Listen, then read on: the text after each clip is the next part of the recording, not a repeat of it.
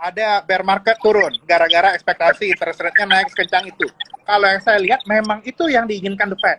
Kenapa? The Fed tidak ingin ada bubble baru setelah dilakukannya insentif dan juga stimulus besar-besaran selama periode COVID. Dan yang lagi kejadian sekarang ini juga yang diharapkan oleh The Fed ini, dengan orang percaya bahwa kondisi akan buruk, berharap bahwa semua orang konservatif, perputaran kredit tidak lagi secepat sebelumnya, maka resiko resesi itu justru akan semakin rendah di masa depannya. Jadi kalau saya lihatnya seperti ini, Bro Billy. Kalau seandainya koreksi yang besar di market itu terjadi di tahun 2022, tidak sesuai sama saya ya. Saya expect-nya bear market 2023. Kalau terjadi di tahun 2022, maka spekulasi akan berkurang, bad investment akan hilang, 2023 batal resesi. Saya lihatnya gitu. Kalau itu saya melihatnya itu tanda The Fed berhasil. Tapi kalau ternyata euforia di market itu masih berlanjut sampai kuartal 3 atau kuartal 4 tahun ini, yang mana itu berarti memang risking dari over expansion, resesinya akan kelihatan kejadian di tahun 2023. Tapi so far ya saya lihat The Fed berhasil membuat ketegangan di pasar keuangan baik global ataupun di Indonesia, dan berhasil membuat orang-orang retail investor yang tadinya percaya saya bisa hidup dengan trading, sekarang pada mikir saya harus kerja. Ternyata market tidak seindah yang dibicarakan. Kan itu juga yang diinginkan The Fed. Orang kan pada nggak kerja gara-gara trading mulu kan 1 dan 2 tahun terakhir.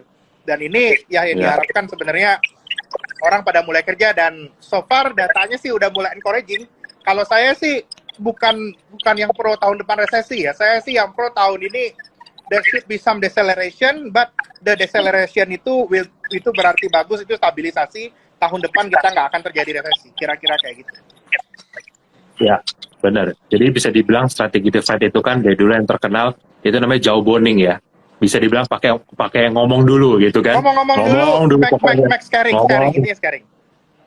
Betul. Which is itu juga ada yang membuat beberapa orang tuh percaya sebenarnya The Fed itu sekarang hanya trying to trick the market bahwa ini suku bunga bakal naik. Tapi nanti kalau dia udah misalnya naik, apalagi udah mau midterm kan di US gitu kan, nanti September juga berhenti sendiri di 2%, nggak masalah.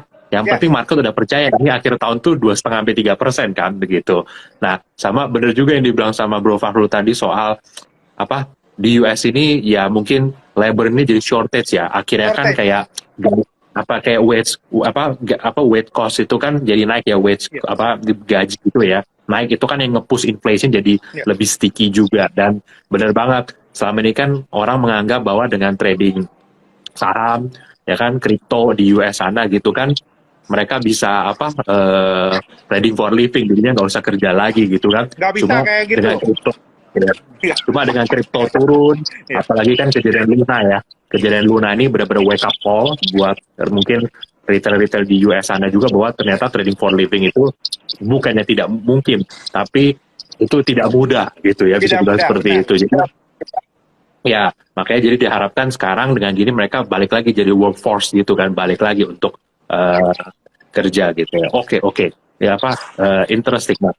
Ini juga yang menarik. Kalau kita ngeliat sekarang kan US punya 2 years yield sama juga 10 years yield sebenarnya kan udah naik lebih tinggi, lebih cepat lah dibanding sebelum The Fed naikin suku bunga ya kan.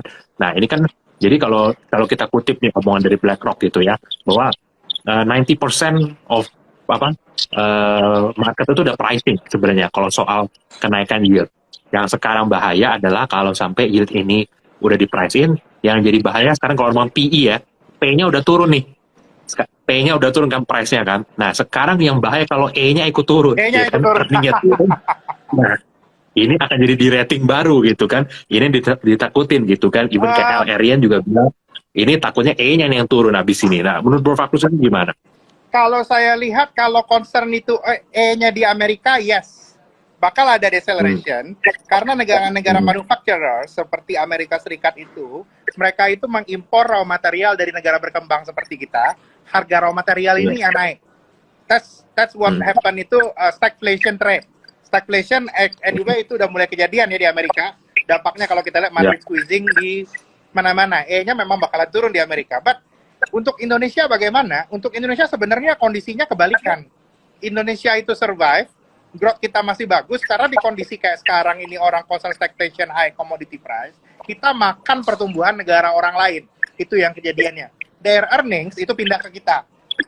Itu kayak misalnya apa namanya itu Apple beli komponen dan lain-lain, dia beli apa namanya itu beli yang beli ada beli silikon dan juga bahan-bahan baterai dan lain-lain kan murah, harganya udah naik semua sekarang kan.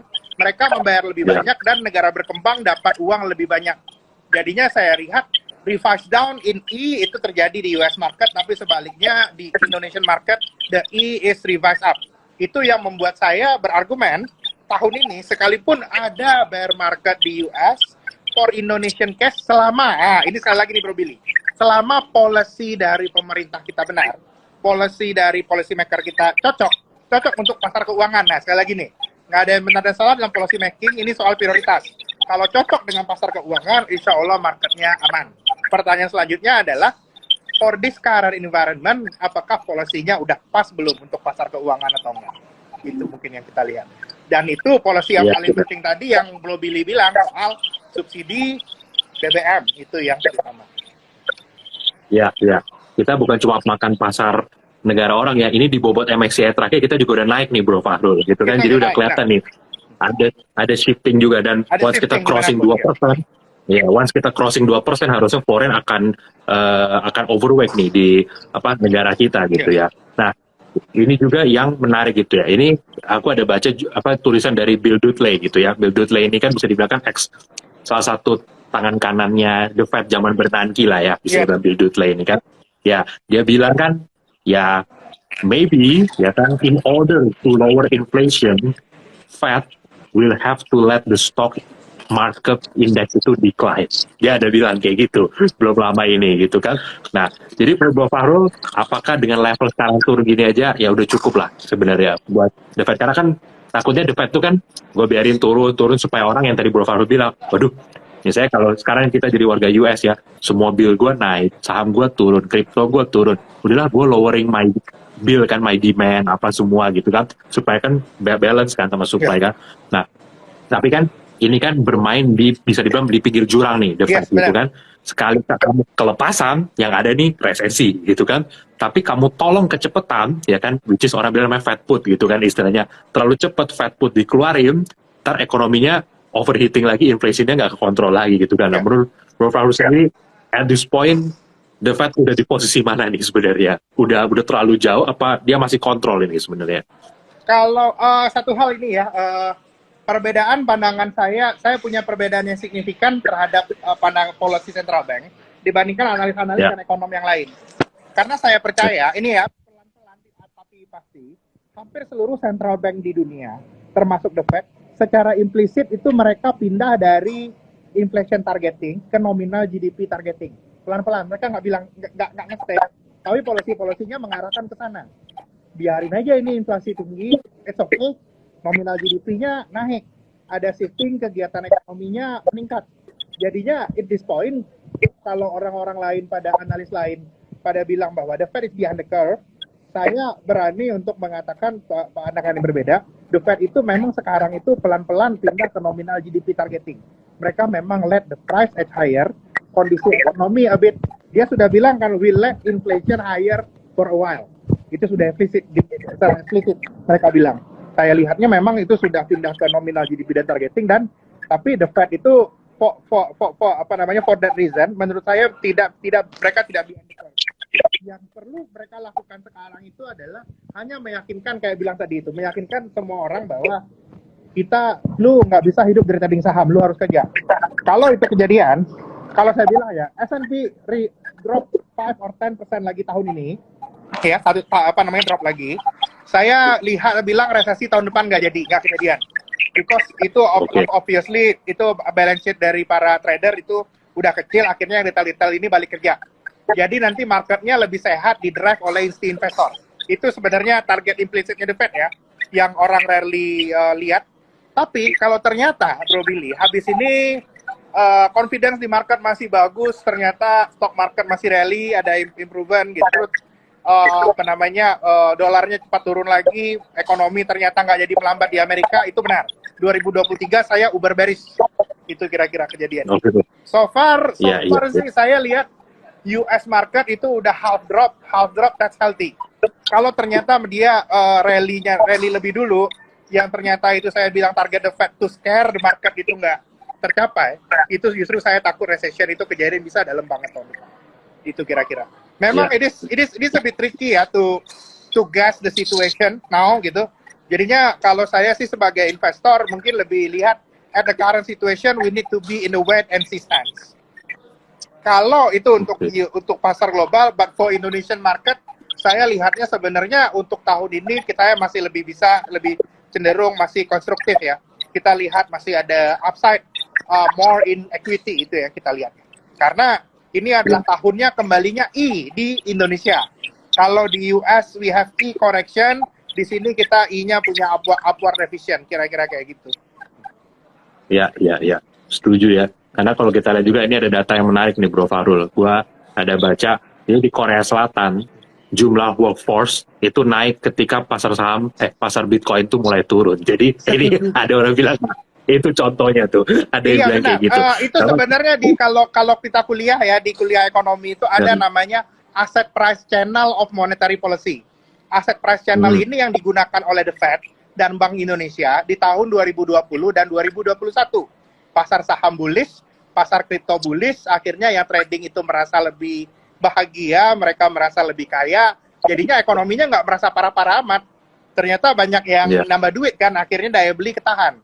Yang sekarang sebenarnya dilakukan oleh BI dan the Fed itu adalah menarik stimulus dari asset price channel tersebut.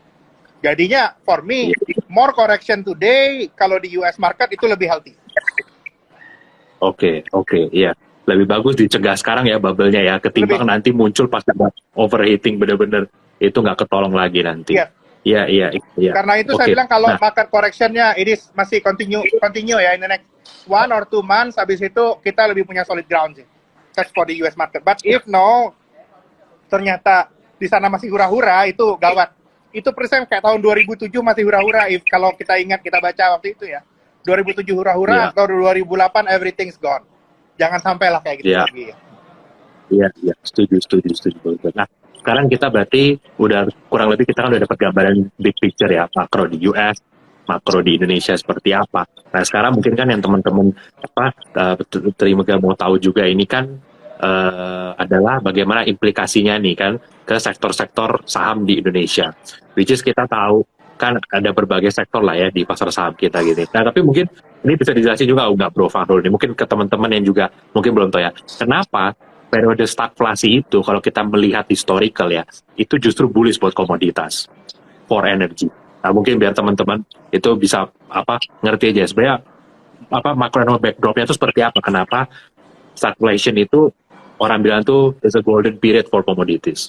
Nah, kalau ini dia, kalau ada pepatah yang bilang, Milton Friedman bilang, inflation is a monetary phenomenon.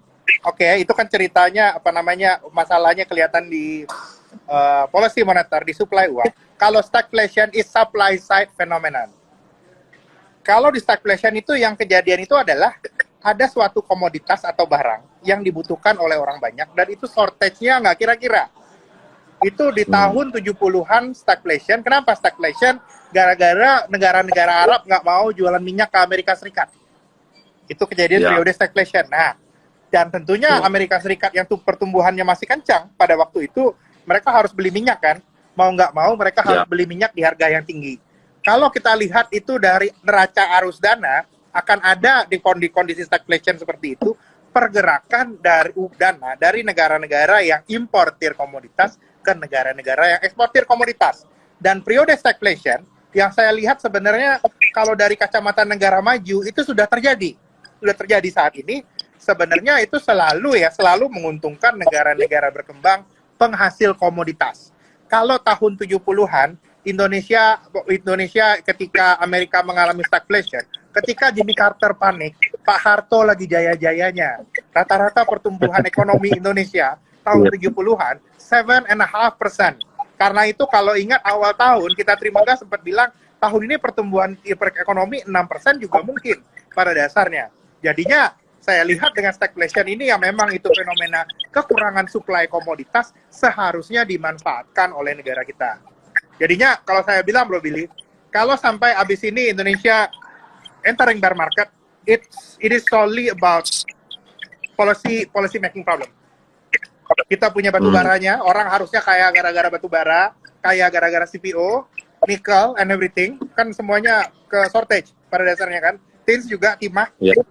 Kalau sampai orang Indonesia nggak kaya gara-gara itu semua, orang Jawa, orang Sumatera kaya, orang Kalimantan kaya, terus belanja ke Jawa, belanja masuk mall, beli rumah, beli mobil. Kalau sampai nggak kayak gitu, saya lihat something wrong with Indonesia, and the problem should be about in the policy making. Itu yang harus kita lihat.